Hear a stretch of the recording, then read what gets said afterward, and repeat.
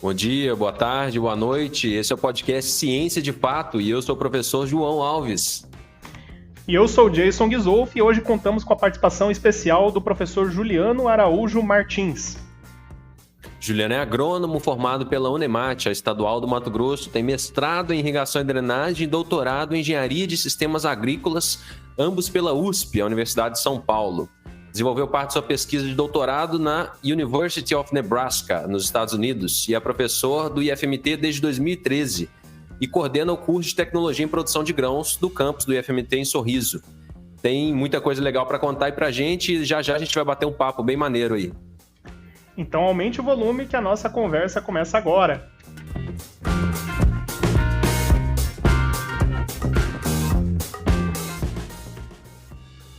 Olá, seja bem-vindo, professor Juliano. E aí, professor Juliano, seja bem-vindo. Tudo bem com você? Olá, bom dia, tudo bem? Bom dia, boa tarde. A gente não sabe que horário que os nossos ouvintes estão nos ouvindo, né? É, isso aí. Bom dia, professor João. Bom dia, Jason. Obrigado por nos convidar. Tranquilo. Seja bem-vindo. Vamos começar. Fala um pouquinho pra gente aí sobre sua caminhada, sobre sua escolha por essa linha de trabalho. Conta aí pra gente um pouquinho sobre você, por favor. Então, eu sou natural do Paraná, né? Do norte do Paraná, região ali que abrange a cidade de Londrina, Maringá também fica próximo, né? Uma cidadezinha chamada Santa Amélia. E minha família, digamos, desde muito cedo, eu já aprendi a gostar do campo, né? Não só da parte de produção agrícola, como também animal. Nós morávamos no sítio, né? Digamos, lá a região é predominantemente agrícola. E, assim, desde criança eu já aprendi a ajudar eles ali no sítio e tudo mais. Fiz o meu ensino fundamental e médio lá também. Na verdade, eu comecei o ensino médio lá e em 2003 meus pais mudaram para Mato Grosso, né? Então, aí, ali eu terminei o segundo e o terceiro ano em Sapezal, na cidade de Sapezal. Foi quando eu tive que decidir, né, o que eu ia fazer. Desde de criança ali, eu sempre lidei com as coisas do campo, né? Ajudava meus pais, a gente produzia de tudo lá. De alfafa, que é aquela planta leguminosa para produção de feno. A gente produzia feijão, arroz, algodão, café, uva, pêssego. A gente trabalhou com muitas coisas, abacate. Era uma pequena agricultura familiar, né? Então era pequenas porções territoriais com grande variedade de produção. E aí também tinha gado também, então eu sempre quis veterinária ou agronomia. Só que dentro da perspectiva que eu tinha dos cursos mais próximos, ou da minha família lá do Paraná, ou da minha família aqui, para não ir tão longe de casa, eu acabei optando pela agronomia. E você acha que você teve algum tipo de vantagem no aprendizado por já ter essa experiência prévia, por vir de uma família de agricultores? Sem dúvidas. Por muitas coisas, né? Eu já conheci a agricultura familiar por ter vivido nela, né? Subsistido dela quando eu era criança e adolescente. E também já conhecia a agricultura de larga escala, que meus pais vieram para cá para trabalhar, né? Até hoje eles trabalham ainda em empresas do agronegócio lá da região de Sapezal. Então, eu também trabalhei na fazenda, trabalhava com a parte de estoque, né, no almoxarifado da fazenda, antes de entrar na faculdade. Então, eu já conhecia a questão de produtos, já conhecia a questão de fluxos, né, o que tinha, como que funcionava. Sempre foi curioso também, né, então isso ajudou, sem dúvidas, ali na faculdade. Quando o professor falava, é claro que eu não ia conhecer a técnica, né, até hoje a gente não sabe de tudo. Mas quando o professor falava de algum assunto, você conseguia enxergar aquilo na prática, e isso ajuda demais. Então, você fez o mestrado e doutorado na USP, né? E é na Exalc, né? Foi na Exalc, que é... Qual cidade que é Exalc? Em Piracicaba. Em Piracicaba, né? Que é uma das maiores universidades, das universidades mais importantes do Brasil e, se não for, a mais importante, né?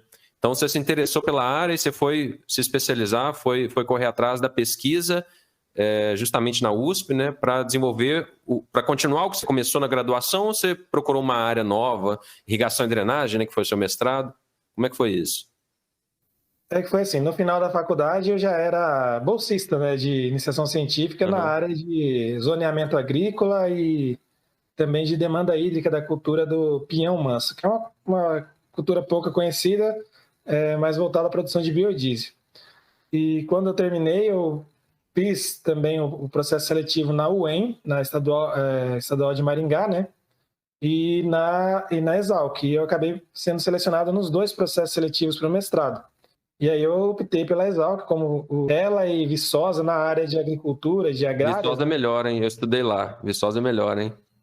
Na área de agrárias, as duas têm, inclusive, essa, não digo uma briga saudável, né? Na verdade, as duas estão ali uma rivalidade. E uma tenta mostrar algo diferente da outra ano após ano. E eu acho que isso é completamente saudável, né? Mas, enfim, entrando lá, eu pretendia continuar trabalhando nessa parte de zoneamento, que já envolve já o processamento, mas eu tive uma proposta um pouco mais incisiva.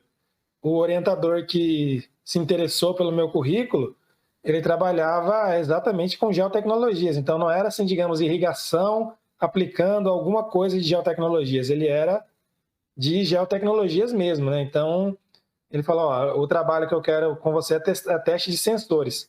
Sensores de solo, sensores de planta, a nível de campo. Não tem nada a ver, não é que não tem nada a ver com irrigação, mas não é irrigação.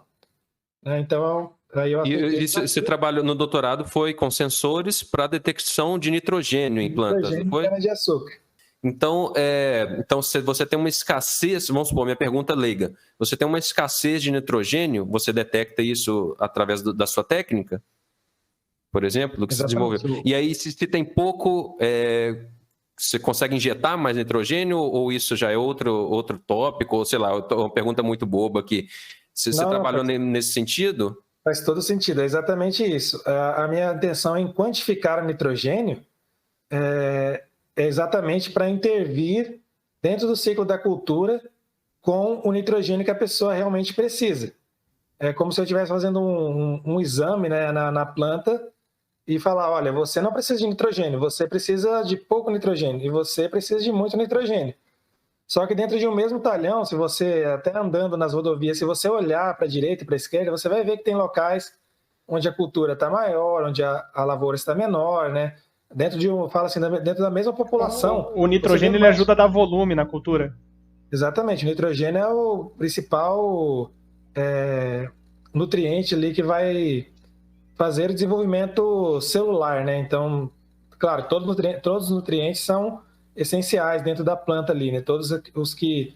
toda aquela cultura de bactérias, de uma série de coisas, né? Exatamente, mas o nitrogênio para o crescimento celular, para fotossíntese, né? Porque a própria clorofila, ela dentro da molécula de clorofila você tem duas moléculas de nitrogênio, né? Então, sem nitrogênio não tem clorofila, sem clorofila não tem fotossíntese, sem fotossíntese não tem crescimento vegetal. Ele vai ficar estagnado, amarelado, né?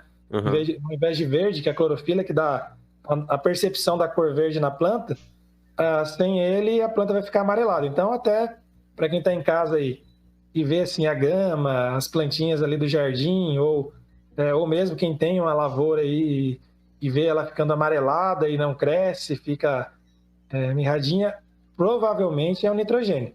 Pode ter outros nutrientes? Pode, mas essa característica de não crescer, de não desenvolver a parte foliar e ficar amarelado, 99% de chance de ser nitrogênio. Aí você trabalhou com sensores, você trabalhou com essa questão de uma robotização da agricultura, né? Trabalha com alta tecnologia na agricultura. E você tem uma experiência também fora do Brasil que te trouxe também um olhar diferente sobre a agricultura. Fala um pouco pra gente sobre essa experiência e sobre esse processo de como que a agricultura está se tornando cada vez mais automatizada, com mais tecnologia. Acredito assim, o Brasil, de forma geral, né, comparando com essa experiência e também com o conhecimento que a gente tem de como funciona a agricultura em outros países, a gente, por mais que tem muitas regiões altamente tecnificadas, porém nós ainda estamos um pouco atrás, né, de outros países, né? Com exemplo mais específico, o próprio Estados Unidos. Você acha que falta muito para a agricultura aqui da região de Sorriso acompanhar esse ritmo? Você acha que a gente está acelerando para tentar alcançar, correr atrás do tempo perdido? Na região de Sorriso, essa tecnologia já está presente, né? Então, nós já temos propriedades que estão tão tecnificadas quanto lá. O que falta um pouco aqui é a adesão. Tem muitos agricultores que insistem na maneira convencional, que a gente chama de agricultura, né? Que tem gente ainda que não acredita nem no plantio direto, que é uma coisa que já foi debatida há 20 anos atrás e consolidada há 20 anos atrás. Então, o cara prefere revolver o solo, gradear o solo, porque ele tem essa mentalidade. Não estou falando da nossa região em específico, que é bem raro, mas mesmo assim ainda existem essas pessoas. Aí quando a gente fala de sensores, de tecnologia, de monitores de colheita, sensores de solo, imagem de satélite, uso de drones, tem gente que não liga, né? Então acaba não tendo essa adesão. E eu acho que o principal entrave nosso hoje, além desse, que ainda existe a falta de adesão, mas é principalmente a parte logística. Então, professor, você foi um cara aí que teve muita paciência, né? Você fez a sua graduação, mestrado, doutorado, aprendeu outras línguas, né? Ou outra língua, e, né, tem uma carreira, isso, você teve paciência para investir na sua carreira, né? Foi muito legal esse papo, e você tem alguma dica final aí para dar para os nossos ouvintes? Olha, eu acredito assim, cada um vive uma experiência, né? A minha vida, a forma com que eu vivi, não que as pessoas tenham que olhar assim e seguir o caminho que eu segui, mas acredito que você tem que ter sempre, foco é o principal na vida de qualquer um. Claro, cada um vai ter uma dificuldade, vai ter um desafio diferente, que cada um está num caminho diferente, né, seguindo a sua linha de vida aí. Nem todo mundo precisa fazer um doutorado, né? Não é isso, né? Só que a questão é que se você não tiver foco e não tiver sempre um objetivo a seguir, se você falar assim, não, eu quero fazer uma faculdade, mas para que você quer essa faculdade? O que você quer depois?